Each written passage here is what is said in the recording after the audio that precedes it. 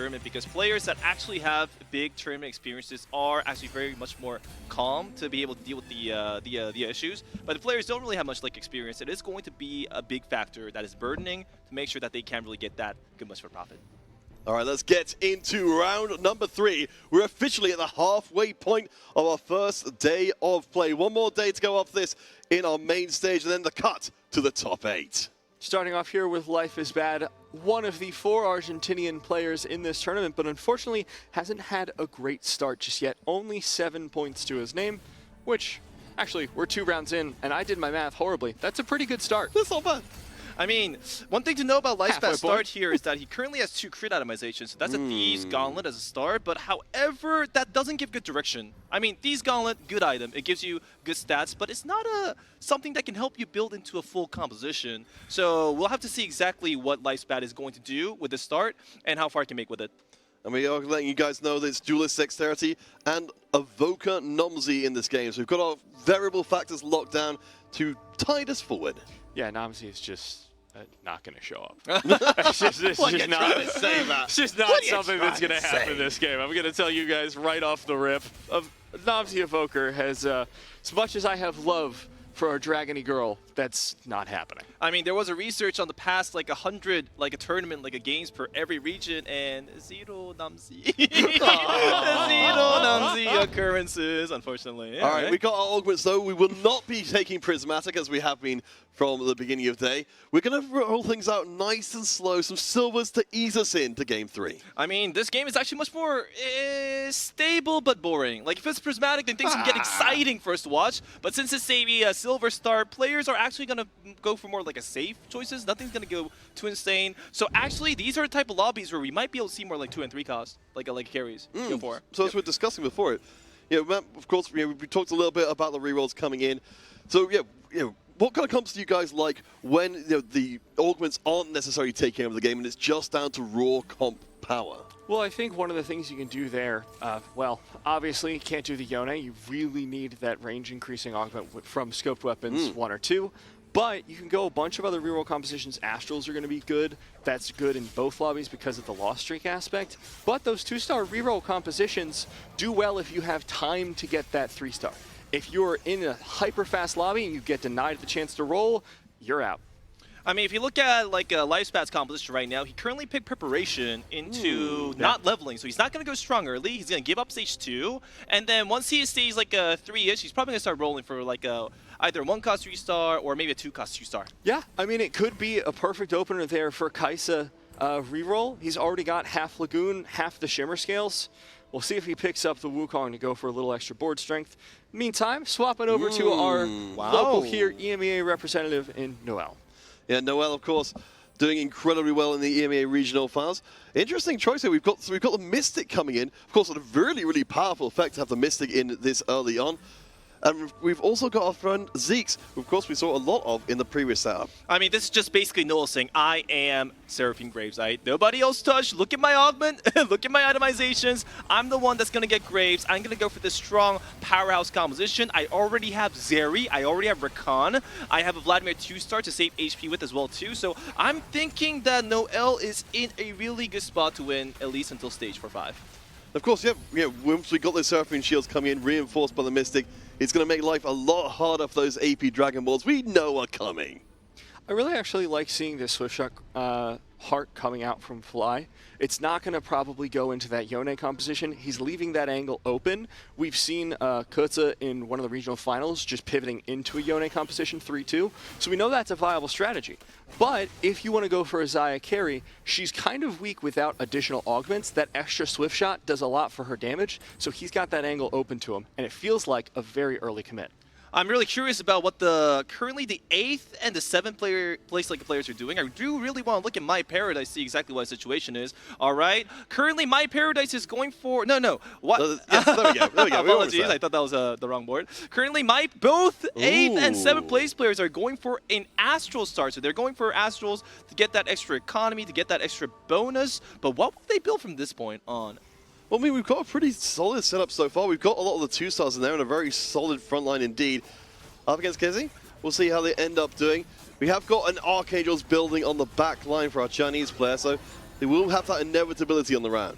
I mean, what I'm really curious is that he's got a natural start, but he's building into Zax. He has these Kaisas on his inventories. Does he just want to throw away this astral beginning and go for like lagoons? But I feel like that's a bit inefficient in gold usages, right? Because you either go for the reason why you go for astrals or lagoons is to get the economy in the first place. But if he goes in like this, then he can't really get good economy and he can't really get good like a HP management, right? So I am quite curious about these choices. We'll see what he does going into Carousel, of course. He's still got that open bow. He's got the Archangels complete. To me, it's reading more of a Deja angle, but we'll wait until the last Carousel there as My Paradise picks up a rod and Fly picks up a belt for their compositions.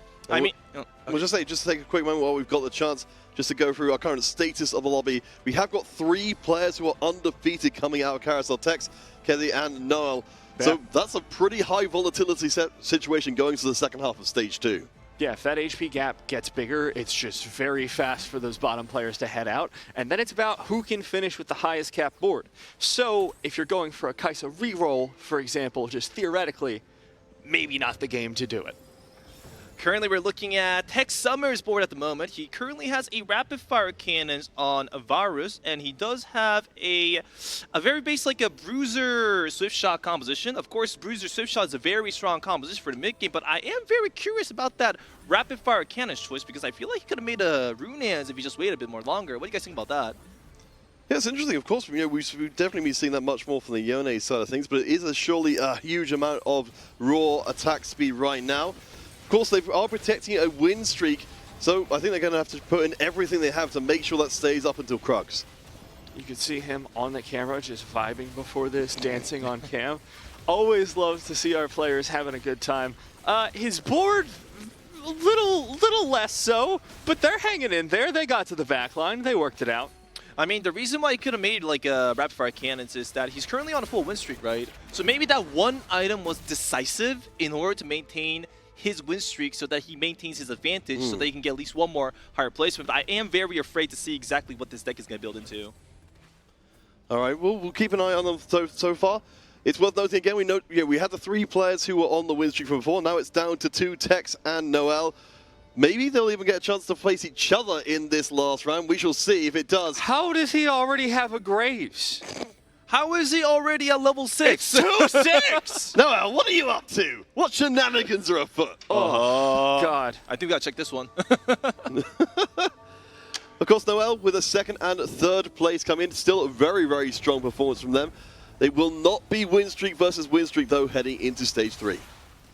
I mean, I am very curious that currently Noel is actually offered a chance to add a Lee Sin that is actually very free, like a Tempest, and very good CC value. But he actually chooses not to go for that and maintains a multiple Cannoneer setup for more like a burst damage instead. This is probably because he thinks that he has enough frontline that if he has just more damage, he will be able to maintain a win. But I don't know if that was the correct choice behind right there.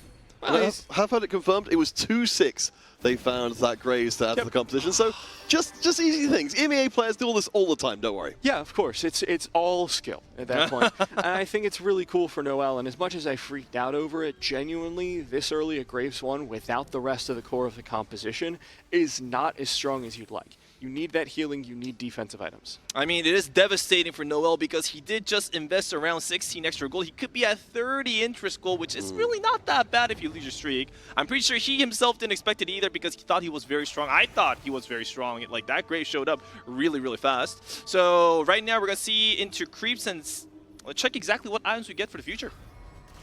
So as we move, we are looking to try and bring that Graves online really and fully to make use of that Zeeks and make a really strong composition. Again, Tex Summers remains undefeated of course, the last round. Tex making the big climb. They went last in the first game and then first in their second game. So they're definitely a player of variable proportions. Definitely on the up. You know, you can't go much higher in the graph. You kind of have a flat line from there, but it's a good start to be sure. Let's invest in some stocks here. And it's just as simple as finding a Seraphine on 3-1 as well. I mean, I'm currently really enjoying Noel's spot. He was offered his composition really fast, so he has good direction, and he's also offered a chance to make time results if he wants to on the Graves to maintain his like a setup, or he can just go for like Edge of Night with the component later. Oh, is this another Shimmer Scale Golden Yes. Panther lobby? I told you! It happened, the prophecy! It's all gold monsters as far as the eye can see. Oh, man. Japan's actually going to perform really, really well in this tournament, this game number 3. We do see now what Fly was working towards, has that Olaf in the front line. Terrifying possibility of still going for Yone as the augment round is coming up. But like you said, Peter, coming into this one, the Gunblade plus the Goldmancer Staff on Holy, great start for something like a Deja pivot in the mid-game. I do, of course, remember that Holy is going to be the top performing player, I believe, in the entire lobby coming in. So definitely the player to beat. Again, you really want to, to be going after these big name players right now to give yourself a chance of making day 3 at all. 62 HP, so they're going after him pretty hard, I'd say. I mean, right now, Holly really needs to get some kills on these Gold Masters because now that I recheck his situation, his board isn't really that strong, and his Dragon Mancy's not on a real carry, so he might not be in a good situation. Let's check out the augments for all the players then. I do notice we had a pay-to-win sneaky in there as well, so maybe we'll see that coming through. But yes, as we look across the board, we can see, of course, our crop of more generic augments and the more specific ones. Maybe, what do you guys feel? Where are you kind of leaning on the kind of spectrum of you want to have like really pointed augments versus really generically strong augments? I mean, usually in high-tier lobbies, you do want to go for combat augments, so you're strong during the mid-game phase. The mid-game phase is actually the core difference, whether you have like a combat augments or not, whether you can win or not, really depends on these augments. So I do really hope that players actually pick more aggressive choices. Yes? There's going to be the pay-to-win pickup as well. We've seen this coming out a little bit more frequently in competitive during the back end of this patch. Previously considered a fairly bad augment, still people's opinions on it aren't super high, but we're seeing it find a lot of success even in a previous game. We saw Double go for it and find a lot of success. Now that it only costs 2 gold to get that massive boost instead of needing to level up, that means it also lasts you even while you're at level 9. Matt, I've got a hot take here. I think that will shock the world really to hear. I'm ready. Pay to win is in fact the the augment of the tournament. Do you know how I know that? How? Because Dragonlands Championship, DLC. I'm just saying. He's cracked I'm the just code. saying. I've seen through the matrix. I've seen for life. Sherman, Pay take to him win. down. Take him down. Uh-oh. What's that red dot on my forehead? Of course, coming out of the augment rounds, Holy still on that loss streak, 40 gold in his bank, but it's pretty soon he's going to need to start reinvesting and getting a little bit more on that board, but he might just go out too fast. I completely agree. Right now, all these boards does not look strong, and right now we moved on to My Paradise, actually going for Astral 3 stars. Ooh. Oh, this is a very, very rare composition. For those who don't know, this composition is a comp that usually uses 1-cost 3-star Astral units to save HP during your mid-game, and then you finish off by getting Lux 3 as your main like a DPS carry. Usually that's how the composition goes. So right now, My Paradise has a really good front line with Warmogs and Ionics on his Vladimir, and he is preparing the itemizations for Lux, but currently his HP is much lower than what this deck is currently supposed to be, and as you can see by his opponents, Astrals are also contested as well too. So since his itemizations are poor and he isn't really saved as much HP and economy as he should have, I don't know if My Paradise is in a good spot. I think Lux itemization is one of my favorite topics because you talk to every player right now and they're just like, oh man, IEJG, what a waste of time. What an awful itemization. Then other players will be like, what would you go other than IEJG? You want to go like Archangels with no mana? What a nerd. Well, I'm trying to remember who it was who was saying it, because it certainly wasn't me coming out of today. Good start. As I said, it's a big contest in between, do we bring in a mana item to allow Lux to cast more often, or do we go pure damage to allow for her to actually kill the backline with any kind of regularity?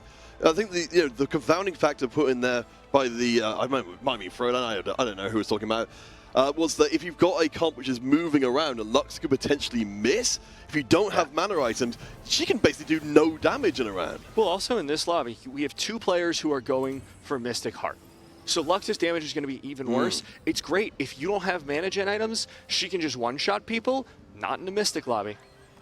I mean, we're currently looking at the news board at the moment, and he is trying to go for a Deja Idis like a build-up, I think. He has a lot of HP, found an early Idis, so he's offered all the Shimmer skill itemizations that can allow him to get the extra econ. He's also offered Jace, but he sold it a bit early. I'm not really sure about that choice because I feel like that Jace was better than that like Zac there with the Dragon Smash for sure, right? So we were looking, of course, we saw Darkest rocking this out most memorably in the EMEA regional finals and doing some pretty darn good work in the first couple of games. I expect we're looking for an Aurelion Soul later on. The only problem here for Newt is they do not have very much money. If they can't keep that win streak going, then they've got no cash to reach the late game at all. That is completely correct as well, too. Newt it has gone for a Dragonlands he spent, but he gave it to Zac, which can't kill anything. I'm not gonna lie. Zac will not be able to kill anything.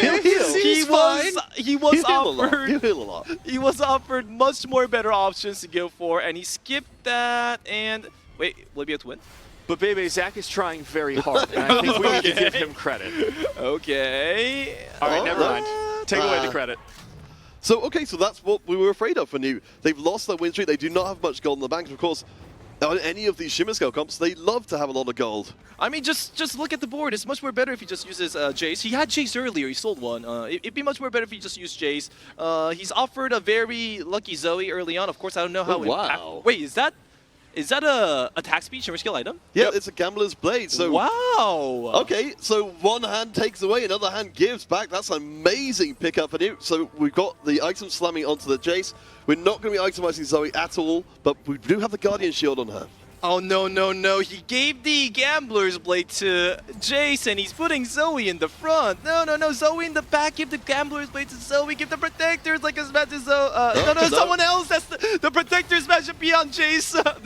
The Golden Mancy Rod should be on Jace as well, too, and the Protector's smash should be on Jace. Not like this. No. So, I mean, that's the risk you take. Yeah, that's exactly what you say. You put your Shimmer Scale items on your frontline units, and they can all go away so very quickly. Newt at least does have the HP to play with, though, so if they decide to mix up their strategy, they can adjust without going out of the game entirely. Well, and I suspect that Zoe's just going to get chucked in the bin pretty quick as well. You've got great items there for either a Deja with the Mirage Duelist, or if you want to go later, look towards that hyper late game, go for the Aurelion Soul. He's got options. Well, there we go. All right, So the he adjustment swapped it coming out.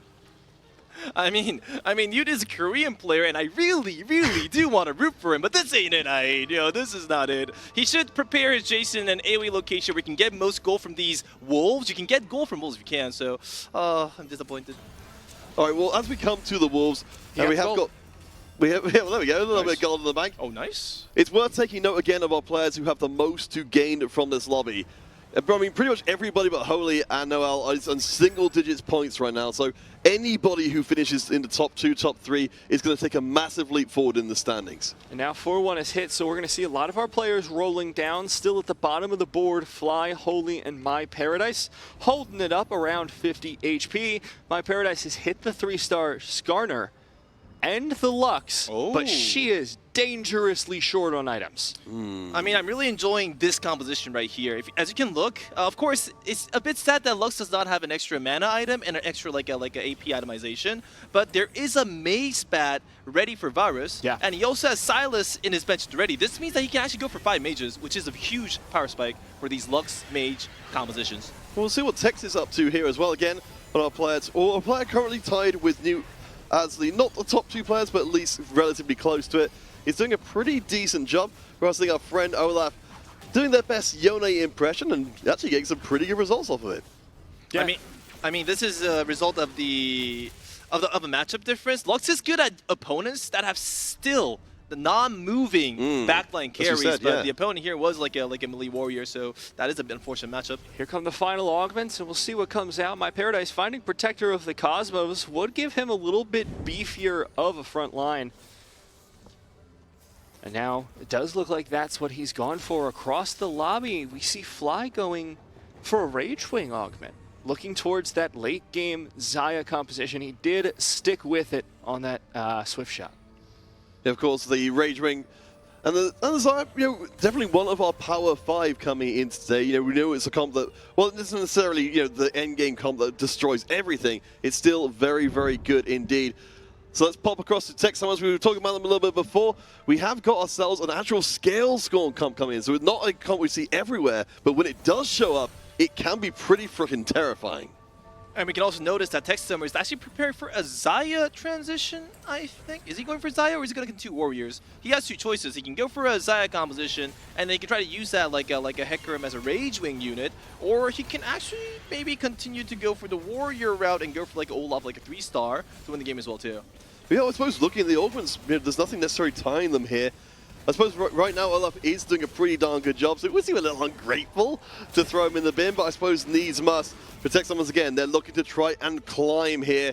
We do know that they generally tend to be a kind of more greedy, kind of fast 9 player, so this is a little outside of their comfort zone. Going really well for them, though, and I think given how the early game went, they were having a little bit of a rough time after that RFC. Didn't seem to have a lot of direction, but found the Olaf early, stuck with it, got the stacks on, now has a really solid direction to go into the later stages, and Cybernetics are pretty good augments there for this composition that can have so many item holders.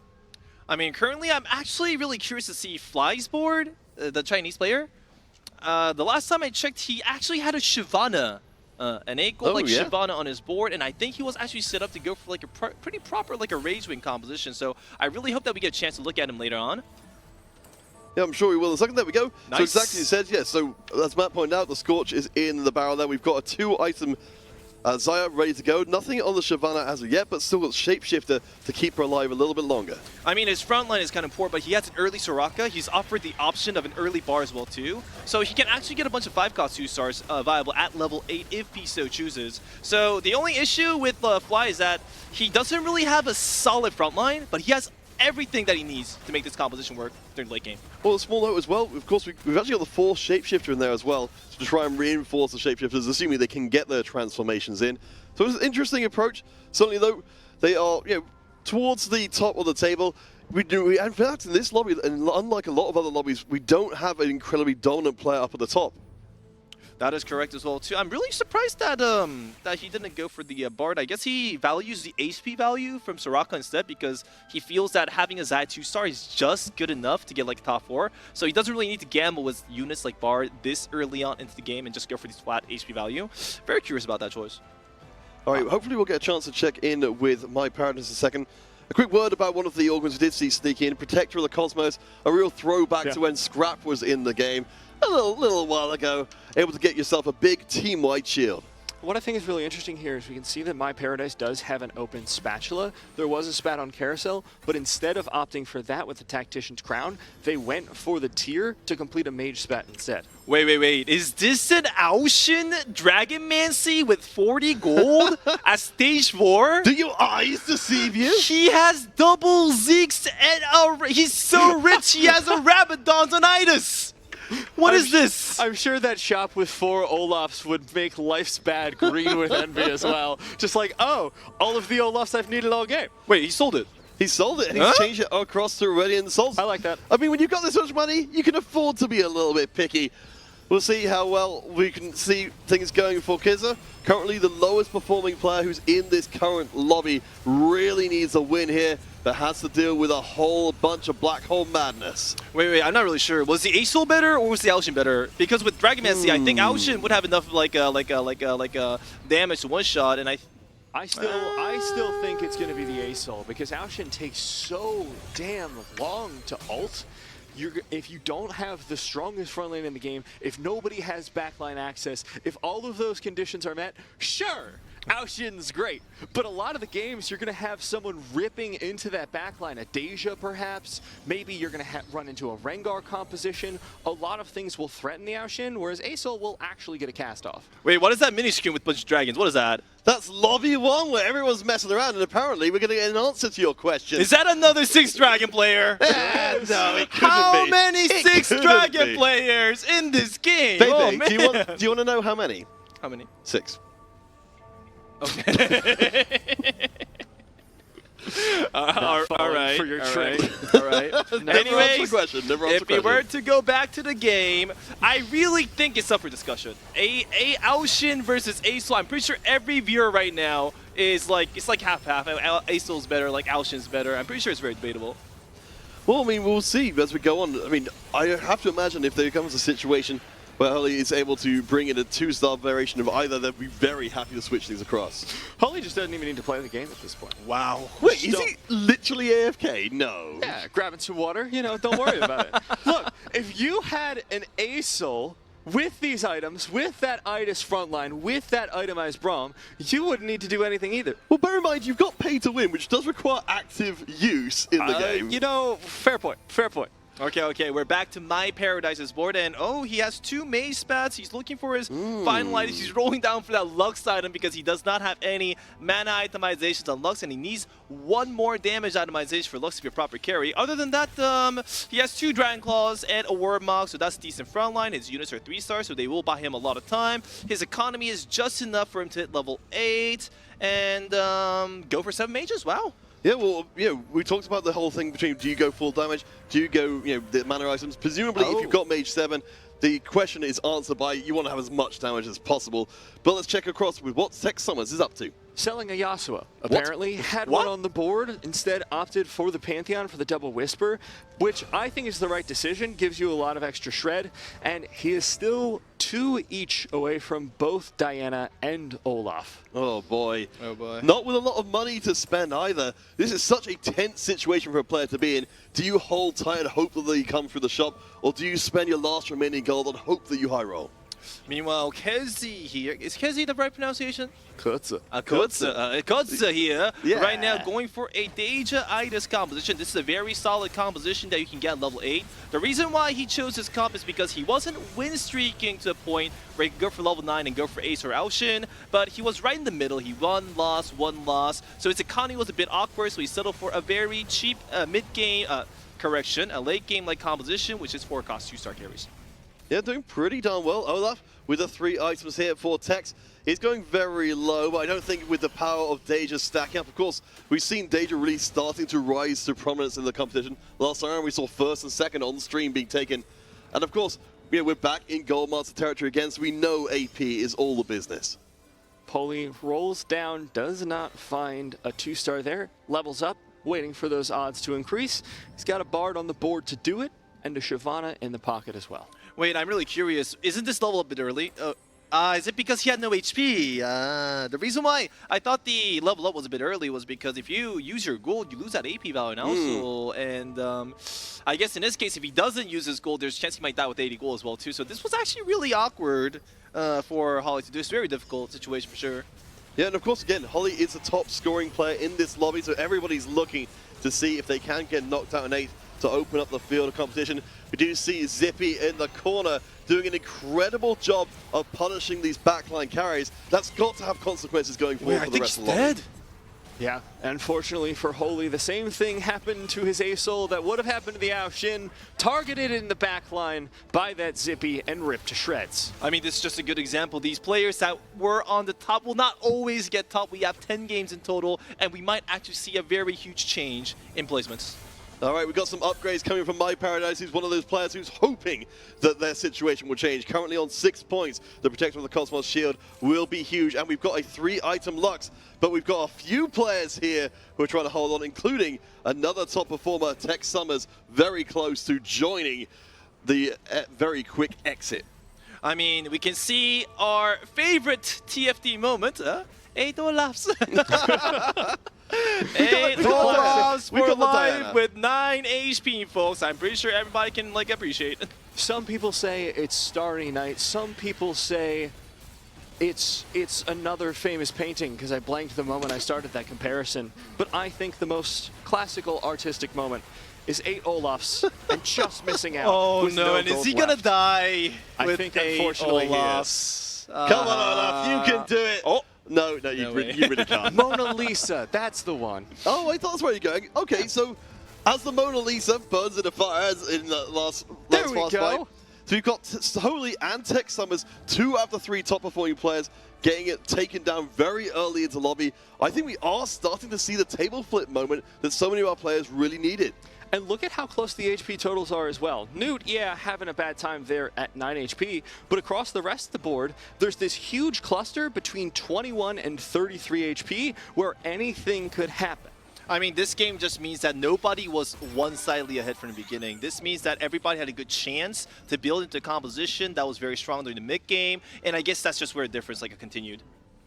All right, so Noel, of course, one of the players, the last remaining player who came into this lobby with a good amount of points is on a win streak. We've only got Fly or YGQF as they're known in this game. Oh, that's a hell of a pivot right there. Wow. Oh my gosh. Era and everything's out already.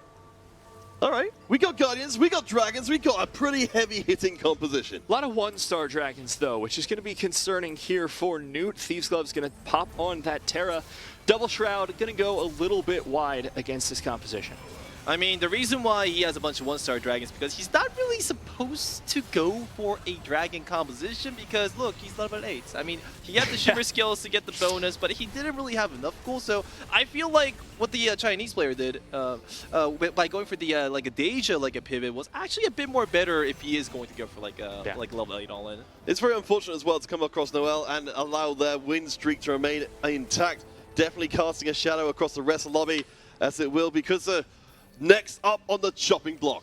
Vertical Mirage is going to do a lot for that Deja's damage, but we can see the economy is in a sour state. No gold left to roll with, only 2-star carries, and nothing left to expand with.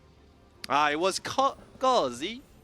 It's like it's like you say cousin, but like a little bit wrong. Gazi. This is the board that you should have been aiming for. This is the board that you can complete at level 8 that is fairly strong. That's why Gazi was able to get like look at that. versus like getting a 6. I feel like that was a very core difference, and that just highlights how good Gazi did in this game in total. We have been mentioning in passing a little bit of Xayah action coming to our screens, and we will be seeing it here from Fly. Has a very aggressively itemized Xayah who is tearing through just to survive that last bit of damage, but can't quite do it. This could be the day of the Deja. Yeah, and here's the problem with Xayah. I've been pointing it out for a long time, railing against the bird. I want her out of here. The problem she's going to have, if you don't have a strong enough front line, she really sucks as a carry. She cannot kill tanks quickly. She relies on that AoE spread of feathers and then using her ultimate, the pull, in order to get kills on the board. Here's the thing. There's a set timer for that, and if that timer doesn't go off, you lose 90% of your damage. I mean, it seems this game we're going to see a clean battle between the 4 costs. We got the Graves, Seraphine composition at the ready. It's going to go against the Deja Itis composition, which is actually quite rare to see because this is a lobby where most of the 5 costs, like high costs, like the Dragon comps, actually all failed and died off before they could find their carries. I mean, it's absolutely astonishing how different these lobbies can be. We are receiving word that we have got 6 dragons turning up in our other lobbies as well. What is with this tournament, man? It's all about the high rolls.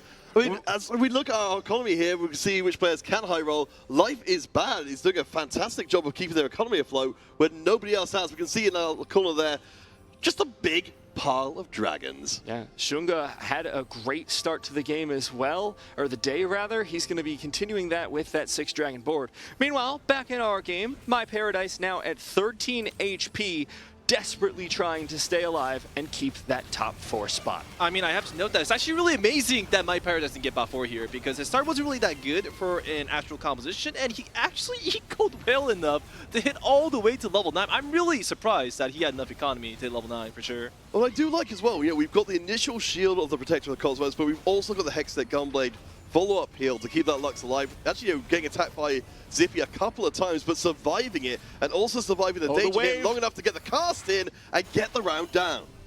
Really well done there, and hanging on by a thread, just like everyone else in this lobby. 22 HP is the max, 10's the minimum. This is still anyone's game.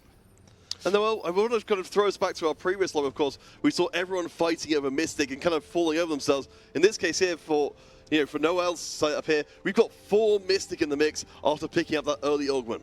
Right now, I'm really interested to see how Noel will fight against actually My Paradise. He has a 50% chance to fight against My Paradise or YGQF, but right now, we'll see exactly how well he can do with the Graves comp in the late game.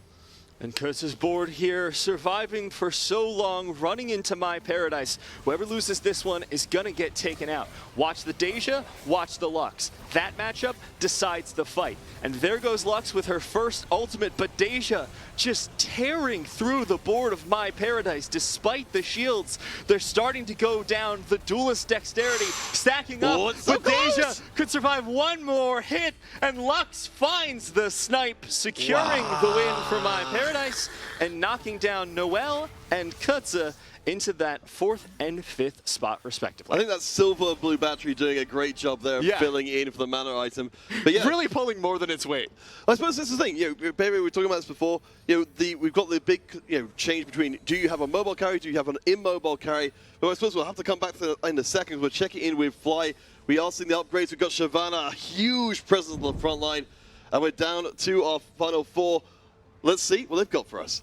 Now, the positioning is going to be really important. They got to make sure the Deja and the Xayah is away from the Lux. That's how they win the fight. So every player needs to focus well. Oh, it seems Lifespads get countered. What with the other one?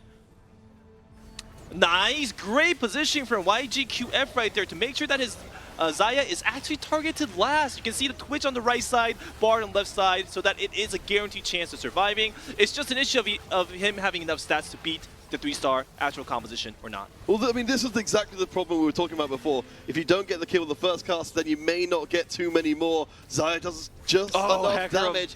And as you say, baby, it's all about the positioning, and it gets a big win. I mean, it's really great to see the finals of this a round being decided by whether or not these players can counter position each other really well. It's actually a lot of skill aspect to see in the game for sure. All right, we will be finding ourselves, of course, what else? This is how we get 6 dragons in this game, baby. We just throw them all on carousel. I do want to say here, this is where Fly exceeds. The final rounds of every single game of TOC4 were decided by incredibly tight micro. Expect him to be doing absolutely everything he can to outposition his opponents. Well, of course, we can see from our scoreboard, we've got players who are so close. We know that every point is going to matter here. We need to get into the top 2. A difference of 1 placement here could be everything. I really want Lifespan to counter position the Xayah to a point where Deja can actually focus Xayah with his ultimate or maybe an early auto attack, and depending on how it goes, we'll see. Oh, middle of the pack. It depends on where the Deja first wave goes. Looks like pretty on path here as the Shyvana dives down into the backline. Bard ult on top. Deja's in trouble, but Xayah is already down. Deja ripping through the backline with the help of Zippy. Will secure Life is Bad the round win. What's going on, My Paradise Sport? This might decide the fight. Zippy's not enough. Hey, man, Zippy's doing his best. Give him a shot. All right, never mind, you're right. He's trying his hardest, but he's like a friendly puppy. Just wants to go and say hello to everybody again and again and again. That does put us down to our top 2. My Paradise doing a very good job. 6 points, an 8th and a 4th before this point. Now guaranteed at least top 2. Baby, what does this last round come down to? Now, this round is going to be all about positioning. If Lifespan positions just like Fly did, just like our Chinese player did, and put his Deja in the middle, then there is no case scenario where his Deja will die before it gets value. So we'll see if that's going to work appropriately. All right, so we'll keep our eyes closely on where that Lux ends up hitting. We have, of course, got to take account of Zippy's interference. We'll be running interference from the front line, but we see opposite starts. So Lux going to be firing across into the opposite corner. The clumped up units will be taking the Wind Blast right to the face. The timing on the ult is so good from the Bard to amp up the damage. Zippy working on the corner isn't quite where he needs to be. Deja's missing though. Yeah, most of the board is still staying alive, and Life will have to settle for second. Paradise finds their way to first. Paradise coming out of that game looking absolutely fantastic. We were concerned in those early rounds. We were like, okay, Astral Reroll, cool. Okay, you've got nothing, cool, just a Giant Slayer. But turned it around, really patient play, and those are some desperately needed